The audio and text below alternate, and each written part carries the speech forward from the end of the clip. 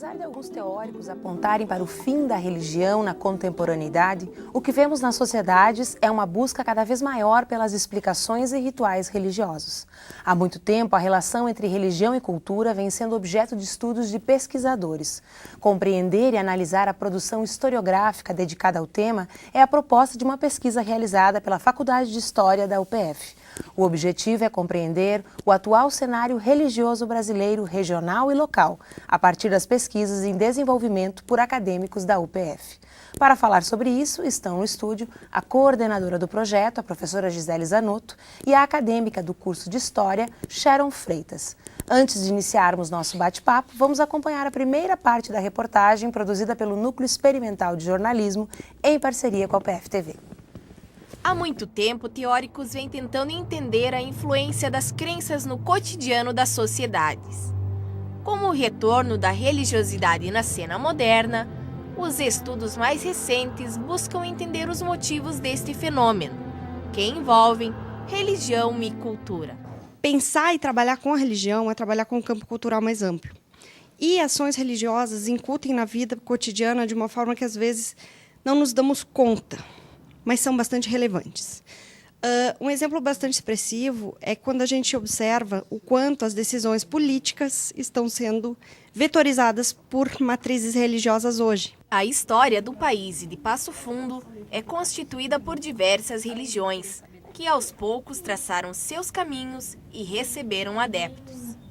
Valorizar as diferentes crenças é uma ação sociocultural. Nós temos vários representantes em Passo Fundo, católicos, protestantes, nós temos os espíritas, hoje nós temos uma sinagoga judaica, nós temos uma mesquita dos muçulmanos em Passo Fundo, temos religiões afro se espalhando por toda a cidade, enfim, essa diversidade ela já tinha desde a década de 25. Trabalhar essa perspectiva religiosa como um dos elementos importantes para o entendimento do social histórico e também tornar um pouco mais consistente essa análise da religião, que por muito tempo ainda foi relegada como algo não tão passível de entendimento de uma sociedade. Não temos a proposta prosélita de defender uma matriz religiosa como melhor ou vilipendiar outra, mas sim tratar como elementos importantes para a conformação e vivência dos homens na sociedade. Agora você continua acompanhando no estúdio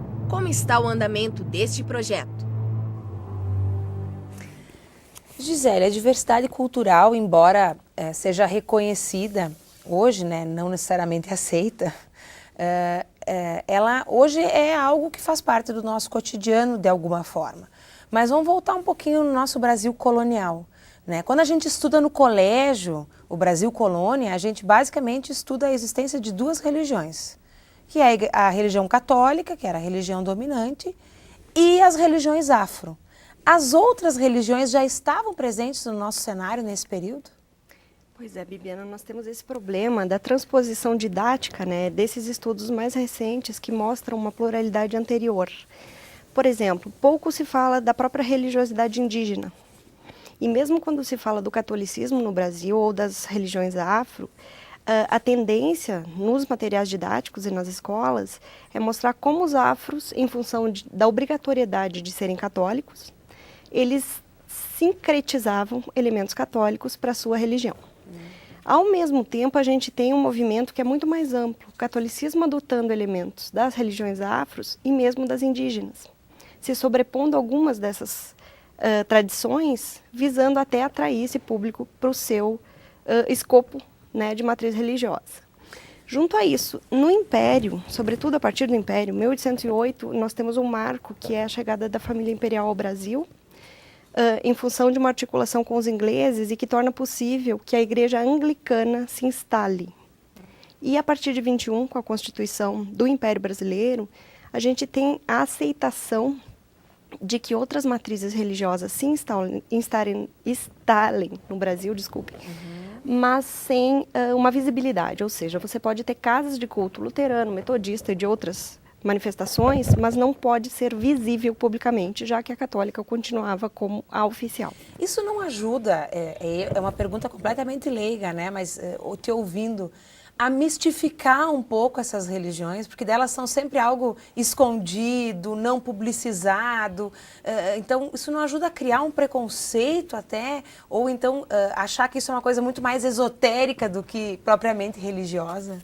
Pois é, tem essa questão que eu acho que sim, por não se ver visivelmente, né, e ter de se camuflar de alguma forma essas crenças, você cria alguma aura de mistério. Mas, ao mesmo tempo, me parece que a questão da cidadania foi a maior prejudicada nesse contexto. Por quê? Ao manter, né, colônia e império, a religião católica como a única passível de tornar um sujeito cidadão, você tinha de ter o registro de batismo para se tornar cidadão do Estado brasileiro, você tinha uma autorização, ou seja, uma tolerância a essas matrizes, mas, ao mesmo tempo, você não tem uma aceitação. Então, são brasileiros de segunda, terceira, quarta, quinta categoria.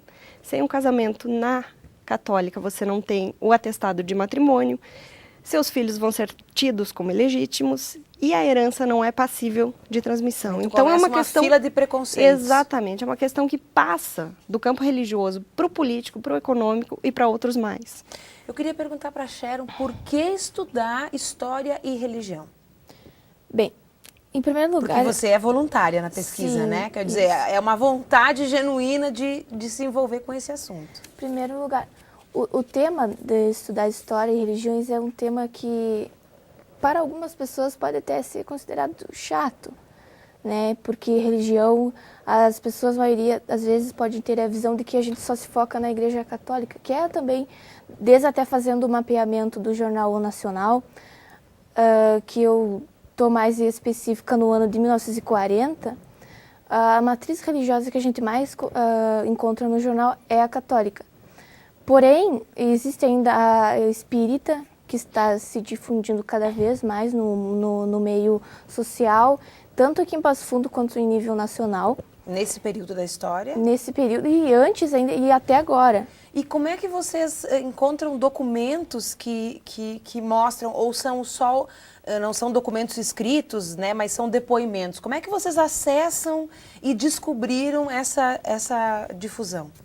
Bem, através, por exemplo, usando os jornais, você acaba vendo, porque eles noticiam tudo do cotidiano das pessoas, então você acaba percebendo se é permanente, se não é, e se tem bastante, se é bem E as do notícias cotidiano. desse período são muito pitorescas, né? Sim. Porque elas não contemplam, não existem tão grandes coisas que se possam ser noticiadas, então nesse período da história os jornais se concentram mais no cotidiano mesmo, Exatamente. no dia a dia da cidade que é pequena, né?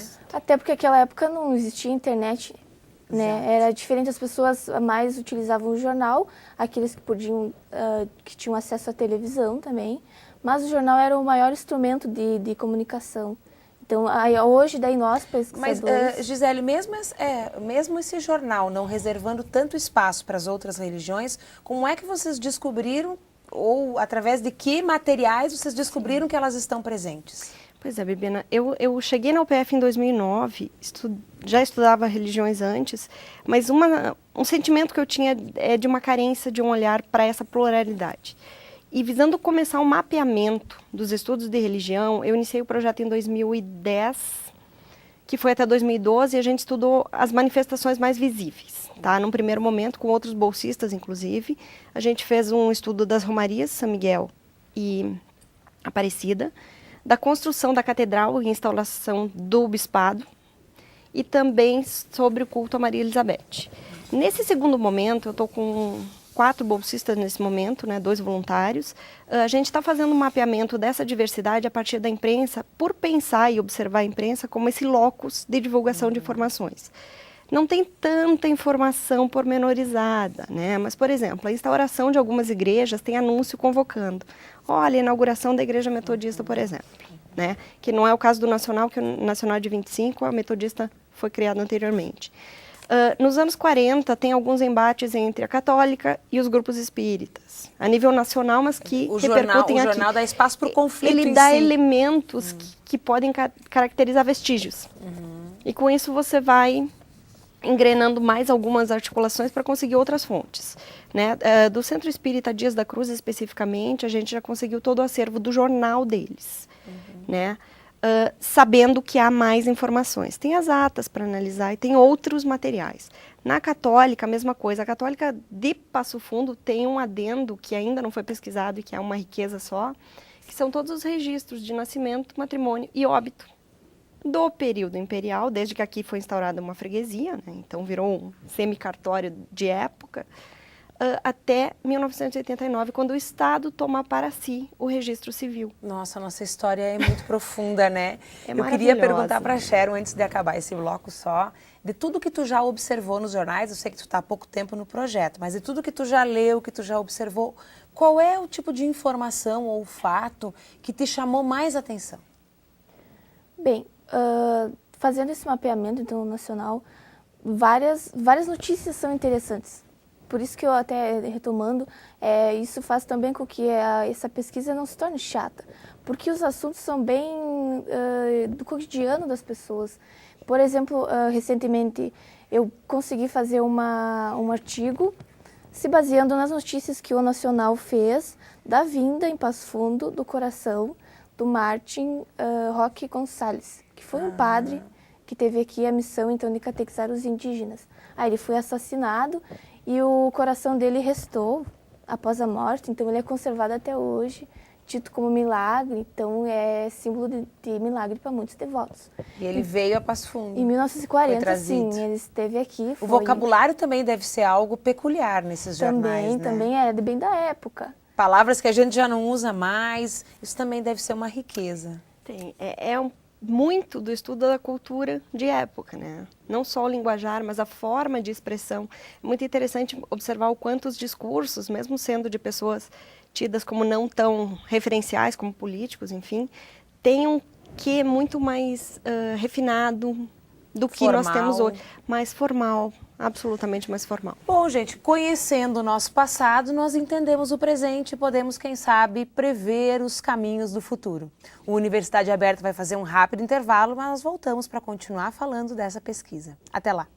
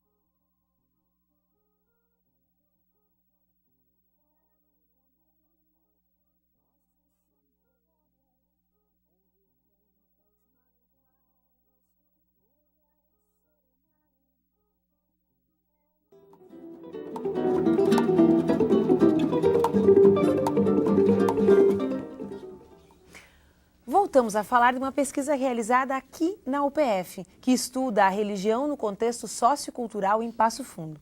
Estamos conversando com a coordenadora do projeto, a professora Gisele Zanotto, e o acadêmico do curso de Histórias, Antônio Pereira da Silva. Antes de continuarmos nossa conversa, assistiremos à continuidade da reportagem produzida pela nossa equipe. A religião em Passo Fundo é tema de pesquisa. 2 jornais, um da década de 20 e outro de 40, são utilizados para o mapeamento das matrizes religiosas na cidade. E uma das fontes bastante interessantes, até pela abrangência, vai ser o Jornal Nacional, que nós temos a coleção completa aqui no Arquivo Histórico, desde 1925 até os dias de hoje. Então, a nossa escolha também foi pelo jornal orientador em função disso. Abrangência temporal e como ele vai mostrar o crescimento do espiritismo em Passo Fundo. Desde 48 até hoje o jornal é publicado. Os acadêmicos do curso de História da UPF explicam como os jornais são analisados e como é a representação da religião desde a década de 20. Nós constatamos, olhando o Jornal Nacional desde 1925, uma diversidade religiosa em Passo Fundo, coisa que nos livros tradicionais de história não é mostrado. Mostra-se um catolicismo e logo após o metodismo, mas ainda muito fraco. Então essa diversidade hoje que nós temos em Passo Fundo, ela é fruto de um passado recente. Não foi algo que surgiu da noite para o dia, mas é um processo de diversidade religiosa em Passo Fundo. Fazendo o mapeamento do Jornal Nacional, nós, pesquisadores orientandos, temos a oportunidade de se deparar com notícias religiosas extracotidianas na vida das pessoas naquela época. Informações que, lidas atualmente, causam espanto e até admiração. O Jornal Orientador é do Centro Espírita Dias da Cruz. Ele teve sua primeira edição em 1948 e a nossa pesquisa no jornal em relação a isso, para saber a difusão do espiritismo. Ele tinha toda uma linguagem doutrinária, os artigos, né, que vinham no jornal. Os jornais da pesquisa possuem algumas diferenças que foram estudadas. O Jornal Nacional é um jornal de comércio que possui notícias religiosas. O Orientador é um jornal do cunho de filosofia espírita. Então, tem uma diferença enorme, né, comparando nessa visão. E quando se utiliza, no caso de outros autores de outras áreas, daí essa questão de legitimidade pode aproximar, né, talvez os dois jornais, pela situação de que se tem outros textos de outras áreas também no Nacional. O que este projeto tem a mostrar para a sociedade é o que você continua acompanhando na segunda parte da entrevista. Antônio, então, a Sharon está com o Nacional e você está fazendo a leitura do Orientador. O que é que mais te chama a atenção no jornal? Bem, no Orientador tem várias coisas a qual dá para se tornar interessantes para quem olha e pesquisa, né? Primeiro, a questão de que se tu trabalha com o discurso religioso, e o discurso religioso ele tem que ser encarado com especificidade na questão de quando se analisa, por ele ser, principalmente na questão do espiritismo, a pretensa voz do espírito falando pelo médium. E também a questão de se utilizar de outros autores, principalmente autores de poesia, filosofia, dramaturgia, ele não literatura. tem o mesmo compromisso que o jornal O Nacional, por exemplo, que tem uma perspectiva jornalística, noticiosa. Sim, esse jornal, o Orientador, ele tem a ideia de fazer algo para propagar o espiritismo pela instituição. Então não tem a questão do comércio, apesar de se ter notícias de comércio, algumas, né? Pois ele era feito por assinatura e também tinha espaço para anunciar dentro do jornal. Né? Tem alguma informação sobre curiosidade, talvez vocês não saibam responder, Claro. sobre tiragem do jornal nesses exemplares que vocês estão olhando? Para a gente imaginar assim, quantas pessoas eventualmente recebiam esse material? Chegaste a reparar se há essa informação no jornal? Bem, na pesquisa que foi realizada até agora, não se tem nenhum número preciso de quantas famílias ou quantos indivíduos eles, no caso, assinavam o jornal, né? Porque como era pela instituição, geralmente era o pessoal que frequentava a instituição. Quer dizer, não era uma coisa que era entregue nas casas. Isso, não há um interesse de colocar tiragem como para veículos de difusão comerciais, interessa mais. Que seria bacana, né? Imaginar assim, nossa, exatamente. quantos números eles imprimiam, para quantas pessoas eles distribuíam. Pode ser que nos volumes mais atuais tenha. A gente está focando nesse momento de 48 a 53. Esse veículo ainda existe? Ainda existe. Até hoje? Até hoje. É Teve isso. alguns períodos, né, em que houve suspensão, mas ele ainda é publicado. Antônio. Essa pesquisa é muito recente, por isso que não se tem esse número ainda apurado, né? Tem mais uma questão de... A primeira pesquisando o jornal é agora, então ainda está bem no começo, digamos assim, né? Ele diz na reportagem, mas agora não estou recordando. Quando é que ele começou a circular? Ou os exemplares que vocês têm mais antigos são de quando? Não, ele começou em 1948, a gente tem o primeiro. Pode ser que tenha gente viva ainda que ajudou a produzir esse jornal, será? Dificilmente. Ou por Passo Fundo Sim, ainda, sim. né? Mas pela continuidade, né, a gente tem todos os exemplares, conseguimos com o próprio Centro Dias da Cruz fazer a digitalização de todo o acervo e disponibilizamos inclusive no Arquivo Histórico Regional para outros pesquisadores. Que bacana. Então, de forma gratuita já está lá. Mas é um volume de material bastante interessante. Tu tem alguns interregnos ali nos 60, nos 80, mas em geral teve uma continuidade, assim.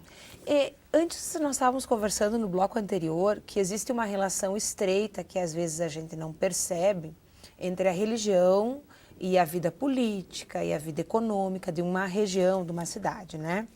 A gente sabe que existe uma relação estreita entre o poder e a religião, por exemplo, na Idade Média isso era bastante visível, a gente estuda isso, né? E hoje ainda... Bancada evangélica fazendo muitas A gente sabe isso em relação à Igreja Católica. A minha pergunta é, as outras religiões têm esse mesmo poder de influência? Depende do contexto e depende qual realidade estamos falando, né? No caso brasileiro, para partir do geral para o específico, nós temos uma ascensão dos chamados líderes religiosos, né, nas câmaras de poder, que parece recente. Nos últimos 20, 30 anos é que tu tem notícia de uma bancada dita evangélica. Se bem que ser católico no Brasil, eu sempre brinco, mas é uma realidade, é tão normal que não se fala em bancada católica, sendo que a maioria sempre foi de católicos, né? Inclusive os funcionários do governo no Império deveriam ser católicos. Mas essa bancada evangélica não só está ascendendo em termos numéricos, mas em proposição de projetos. Nesse mês mesmo, nós temos uma edição bem interessante da Carta Capital mostrando quais as medidas mais tidas como reacionárias desses membros parlamentares.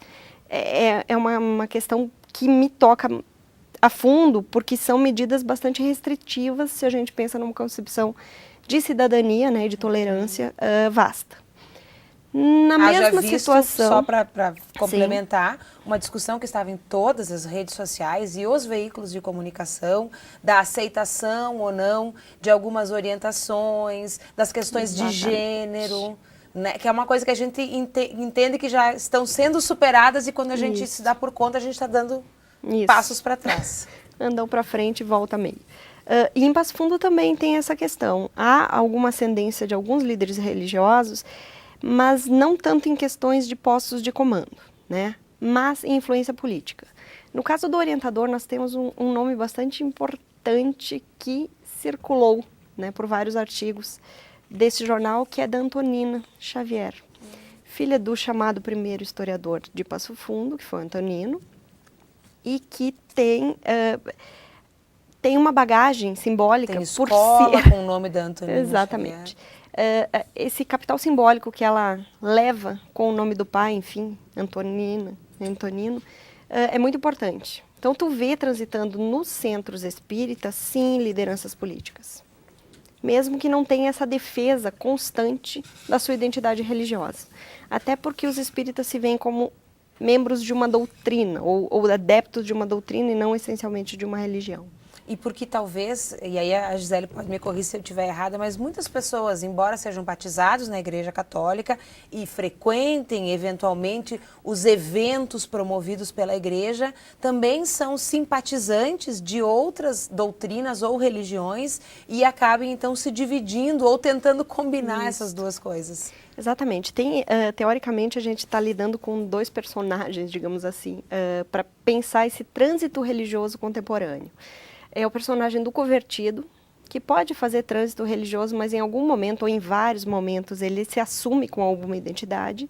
E do peregrino, que é esse que transita sem problemas de vinculação religiosa ou de falta de vinculação. Então, não torna uma crença a sua identidade. Né? Antigamente era muito comum você perguntar qual a religião e vir católica. Hoje em dia, eu até fiz uma pesquisa de rua, uma enquete com um aluno em 2011, em frente à catedral, e as respostas eram católica e espírita e evangélico. Então essa pluralidade aqui em Passo Fundo também é corrente, e o interessante para mim é justamente isso. Além de não ter uma preocupação em ter uma identidade fixista, as pessoas se assumem como membros de várias matrizes, ou matrizes, né, religiosas. O que é muito interessante. Antônio, para a gente encerrar o programa, por que religião? Mesma pergunta que eu fiz para a Sharon, porque a gente, né, às vezes alguns assuntos são tabus, ou são, não, já se falou tanto disso, né? Por que tu escolheu estudar isso? Bem, quando eu comecei na bolsa de pesquisa, foi algo bem inédito para mim. Eu nunca tinha trabalhado nessa área, não tinha pesquisado nessa área. Daí, depois de entrar em contato com a Gisele, a gente falou um pouco sobre essa questão de pesquisa religiosa. Daí eu comecei a entender a questão da pesquisa religiosa e da religião interferindo no cotidiano das pessoas. E daí isso me fez, no caso, dar um olhar diferente, entender que algo... A complexidade. Exatamente. E quando a primeira pesquisa que eu trabalhei com a Gisele foi sobre música e religião, algo que eu já gostava. Então, isso foi algo que também não pode dizer que não somou pontos para se pesquisar a religião, né? Bom, pessoal, ouvindo a Gisele, ouvindo o Antônio, a Sharon, lendo o trabalho deles antes de começar o programa, eu fiquei pensando que a nossa realidade é muito mais complexa do que a gente imagina e que é interessante a gente ter a cabeça aberta e a disposição para o estudo, para entender o que está acontecendo conosco e seguir num caminho de respeito ao próximo, né? Num caminho de cidadania, de democracia e de justiça social. O Universidade Aberta dessa semana fica por aqui, mas nós voltamos na próxima semana com outra pesquisa realizada aqui na UPF. Até lá!